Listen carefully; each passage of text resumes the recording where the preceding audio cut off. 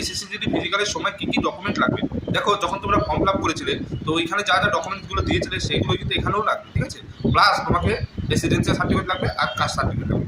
আধার card হয়ে গেল, voter card হয়ে গেল, আর তোমার মাধ্যমিক পাস কিংবা এইচএস পাস, ঠিক আছে, সার্টিফিকেট নিয়ে আসতে হবে। আর অরিজিনাল ডকুমেন্ট কিন্তু আনতে হবে তোমাকে। আর কাস্ট সার্টিফিকেট, তুমি ওবিসি হলে ওবিসি সার্টিফিকেট আনতে হবে, এসসি হলে এসসি সার্টিফিকেট আনতে হবে, এসটি হলে এসটি কাস্ট সার্টিফিকেট কিন্তু অরিজিনাল নিয়ে আসতে হবে। জেরক্স কপি আনলে কিন্তু হবে না। আর যে রেসিডেন্সিয়াল সার্টিফিকেট সেটা কিন্তু আনতে হবে তোমাকে, ঠিক আছে। তো গেটে যখন ঢুকবে তখন এই তোমার অ্যাডমিট কার্ড যেটা, তোমার যে অ্যাডমিট কার্ড দেওয়া হবে সেই অ্যাডমিট কার্ডটা কিন্তু তোমাকে নিয়ে আসতে হবে, তারপর তুমি গেটে এন্ট্রি করতে পারবে, ঠিক আছে। তো এই ডকুমেন্টসগুলো তোমার লাগবে। তোমাদের ফিজিক্যালে যে ফাইনাল একটা লিস্ট বেরোবে যে কার কার ডাক করবে, তখন তোমাদের যে বাড়িতে অ্যাডমিট কার্ড পাঠানো হবে সেই অ্যাডমিট কার্ডে অল ডকুমেন্ট লেখা থাকবে, কী কী ডকুমেন্ট লাগবে ফিজিক্যালের সময় সেটা কিন্তু অল ডকুমেন্ট লেখা থাকবে। তো সেগুলো দেখে তোমাকে নিয়ে আসতে হবে, ঠিক আছে। তো এগুলোই লাগবে। যদি ভিডিও ভালো লাগে ভিডিওটি লাইক করবে আর